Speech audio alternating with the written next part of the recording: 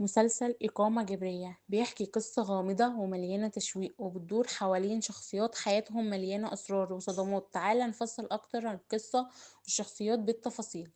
قصة المسلسل بيبدأ بسلمى واللي بتقوم بدوره هنا الزاهد اللي هي صيدلانية متجوزة من سيف، علاقتهم مش كويسة خالص ودايما في مشاكل بينهم. في يوم سلمى بتتشاجر مع سيف وبعدها بيحصل حادثة غريبة جدا، سيف بينتحر أو على الأقل ده اللي الناس فاكرينه. بعد الحادثة دي سلمى بتدخل في حالة نفسية صعبة جدا وبتفكر تروح لدكتورة نفسية اسمها عايدة واللي بتقوم بدورها صابرين عشان تساعدها. وهنا بتبدأ المفاجآت، سلمى بتعترف لعايدة إنها هي اللي قتلت جوزها وإن سيف ما انتحرش زي ما الكل فاكر. ومن هنا الأحداث بتاخد منعطف خطير وبتبدأ العلاقة بين سلمى وعايدة تتطور، ومعاها بنكشف أسرار أكتر عن حياتهم وحياة الناس اللي حواليهم. الشخصيات بالتفاصيل، سلمى اللي هي بتقوم بدورها هنا الزاهد، بطلة المسلسل صيدلانية متجوزة لكنها بتعاني من مشاكل نفسية بسبب علاقتها بجوزها سيف. بعد موت سيف حياتها بتتقلب رأسا على عقب وبتحاول تتعامل مع الصدمة اللي حصلت، لكن أسرارها بتتفضح واحدة ورا التانية.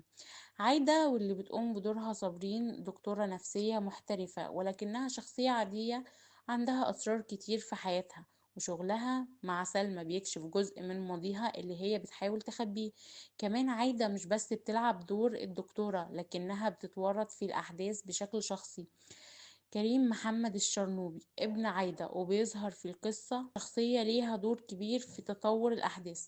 كريم بيحاول يحمي والدته لكنه بيكتشف حاجات عن حياتها بتغير نظرته ليها. سيف الشخص المنتحر جوز سلمى واللي قصته كلها بتلف حوالين وفاته، هل هو فعلا انتحر ولا في لغز أكبر ورا الموضوع؟ شخصيات جانبية، محمود البزاوي وعايدة رياض ثراء جميل بيجسدوا شخصيات ليها علاقة مباشرة بالماضي والحاضر، ولكل واحد فيهم عنده سر بيكشف جزء من الصورة الكبيرة. أجواء المسلسل مليان غموض وأحداث متوقعة، حلقة بتكشف سر جديد وبتسيبك متشوق تعرف ايه اللي هيحصل بعد كده. الأحداث بتجتمع بين الدراما النفسية والعلاقات المعقدة، وفي تركيز كبير على تأثير الماضي والحاضر.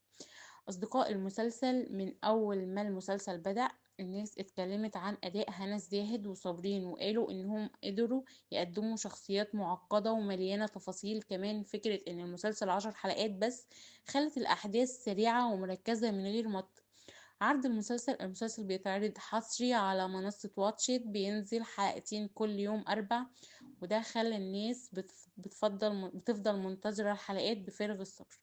إقامة جبرية مش بس مجرد مسلسل درامي عادي، لكنه بيلعب على الجانب النفسي للشخصيات وبيخلي الجمهور يفكر في أسئلة زي هل كل واحد عنده أسرار ممكن يفضل مخبيها للأبد؟ إزاي الماضي ممكن يطاردنا ويأثر على حياتنا دلوقتي؟ لو بتحب المسلسلات اللي فيها غموض وتشويق المسلسل ده هيشدك من أول حلقة.